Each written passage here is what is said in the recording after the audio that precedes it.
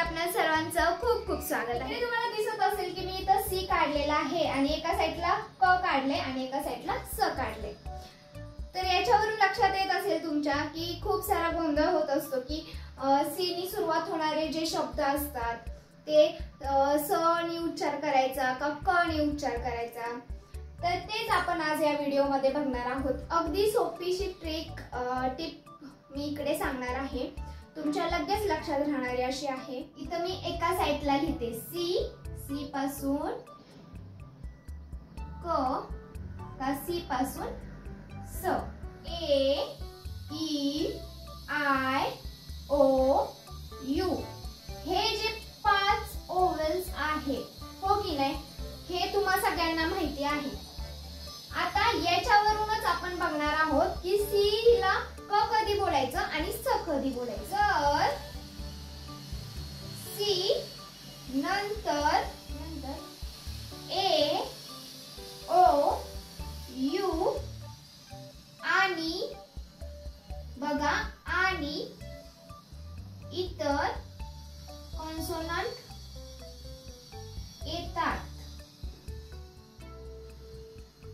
तेव्हा सी चा उच्चार क असा येतो। बघा, जर सी नंतर ए ओ यू आणि इतर कॉन्सोनंट येतात तेव्हा सी चा उच्चार क असा येतो। याला अपवाद आहे, काय? याला अपवाद आहे वाय।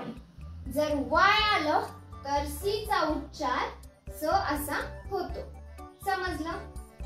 एकदम सोप्या पद्धतीने सांगते, जास्त खोलवरती शिरायची गरज नाहीये। तुम्हाला सी चा उच्चार क कसा करायचा आणि स कसा करायचा हेच आपण मेन बघत आहोत। शब्द बघूयात तसे काही example. C A N can, C नंतर काय आले A. C O M E come, C नंतर काय आले ओ कम। बघा, C U T E cute, C नंतर काय आले यू, उच्चार काय झालाय क, सी यू टी ई क cute. C O T cot, O च्या सी नंतर काय आले ओ म्हणून cot. C L I P काय क्लिप, सी नंतर एल आलाय काय आलं clip. C R A S H crash, C नंतर काय आलंय आर, आर हे कॉन्सोनंट मध्ये आहे बघा, मग काय आलं सी चा उच्चार क क्रॅश। समजलं? हा जो नियम आहे तो इथे लागू पडतो। सी च्या नंतर ए ओ यू आणि इतर कॉन्सोनंट आले तर त्याला क चा उच्चार लागू होतो। अपवाद आहे याला, अपवाद काय आहे वाय, वाय असेल तर क असा उच्चार होत नाही। आता पुढे बघूयात, क च समजलं तुम्हाला, आता बघूयात स च। स कधी उच्चार करतात?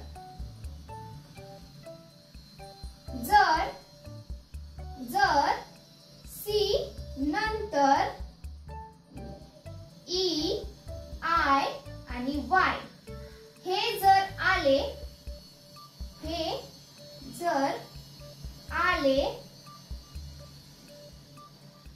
तर सी चा उच्चार स असा होतो। समजलं? जर सी च्या नंतर ई आय वाय हे 3 लेटर आले, तिन्हींपैकी कोणीही आलं तरीही त्याचा उच्चार स ने होतो। उदाहरणासाठी घेऊयात E N T E R, काय झालं सेंटर। इथं आपण केंटर म्हणणार आहे का, कारण सी नंतर ए नाहीये यू नाहीये किंवा कॉन्सोनंट कुठलंही काहीच नाहीये।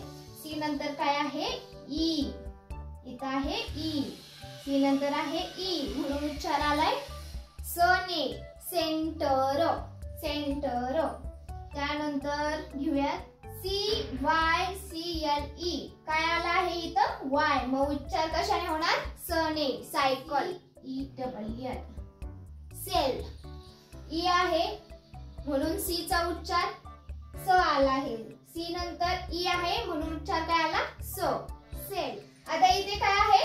सर्कल. C नंतर काय आहे? I. म्हणून याचा उच्चार काय आला? स. C चा उच्चार काय आला? स. सर्कल.